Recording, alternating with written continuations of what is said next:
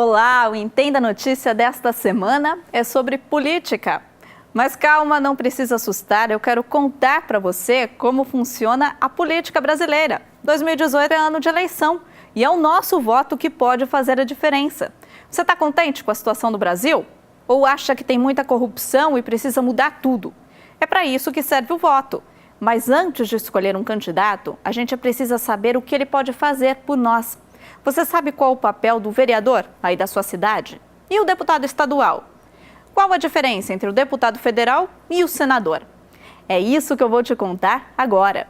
E nós vamos começar pela nossa cidade. Vamos descobrir o que faz um vereador.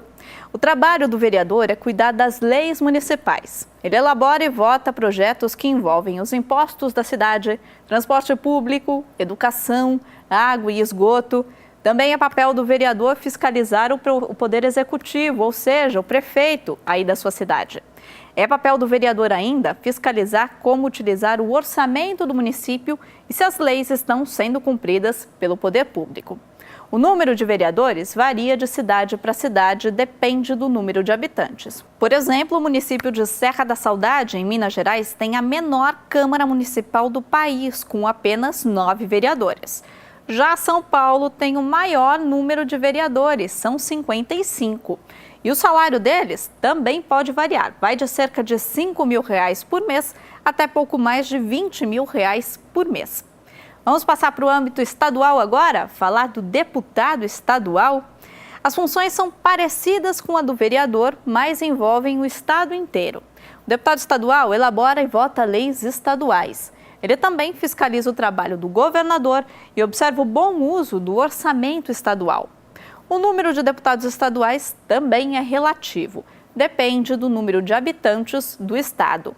Os deputados estaduais têm bastante autonomia, eles têm a função de se auto-administrar.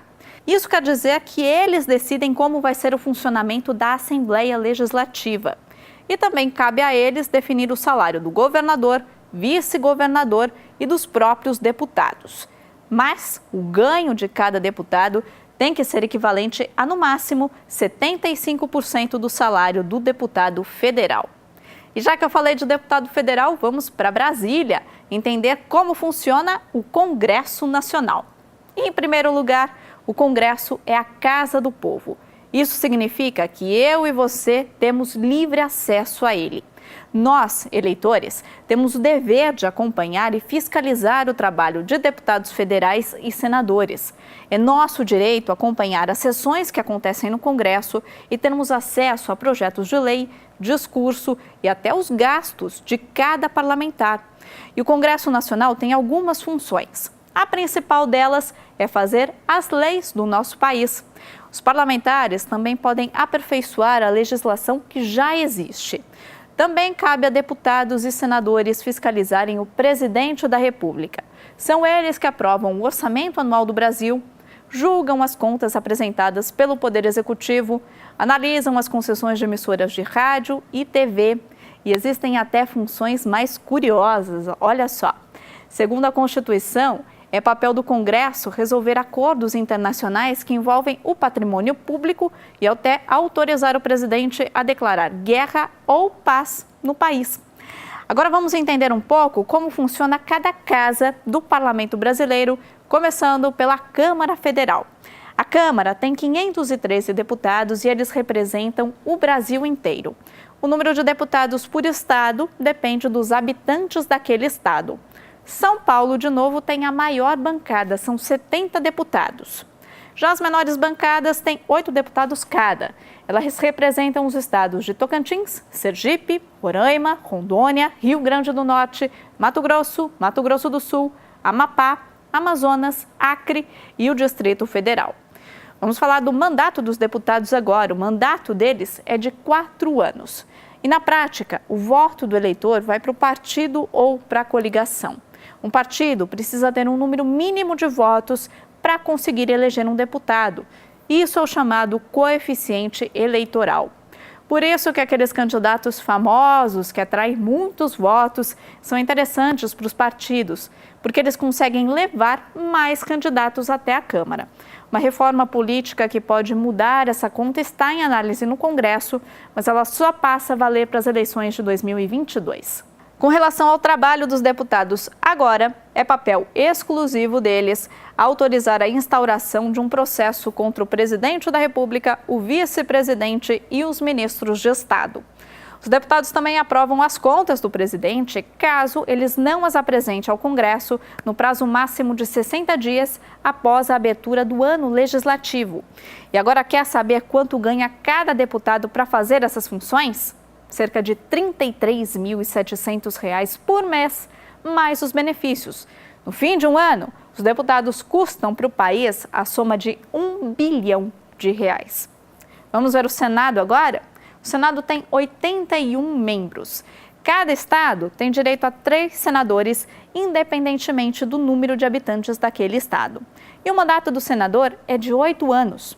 Mas então, por que a cada 4 anos nós precisamos votar para senador? Porque eles têm mandatos alternados. Em uma eleição, nós renovamos 1/3 da casa. Depois de 4 anos, outros 2/3 são eleitos. Assim, segundo a Constituição, existe uma continuidade dos projetos que estão em análise e em votação. E diferente do que acontece na Câmara, na eleição para o Senado, o eleitor vota no candidato, não no partido. Portanto, os 3 candidatos com mais votos do Estado são eleitos. E os senadores também têm algumas funções exclusivas, assim como os deputados. Por exemplo, julgar presidente, vice-presidente e os ministros de Estado, desde que a Câmara autorize a abertura do processo. Eles também podem julgar os comandantes da Marinha, Exército, Aeronáutica, os ministros do Supremo Tribunal Federal e os membros do Conselho Nacional do Ministério Público. Os senadores ainda aprovam a escolha do presidente do Banco Central, do Procurador-Geral da República e dos embaixadores do Brasil no exterior. Além disso, cabe só a eles autorizar o governo a obter empréstimos no exterior. E para tudo isso, cada senador também recebe cerca de R$ 33.700 por mês, mais uma série de benefícios. O contribuinte, que somos nós, paga mais de R$ 3 milhões por mês para os senadores. É muito dinheiro, não é? É por isso que nós precisamos ficar atentos e cuidar do trabalho de cada um deles que nos representam. Quando você for à urna na próxima eleição, lembre que é o seu dinheiro que vai pagar o salário do seu candidato se ele for eleito. Pense bem, então, antes de votar. Bom, o Entenda Notícia vai entrar de férias em janeiro, a gente volta em fevereiro com mais notícias. Ótimo começo de ano e até lá!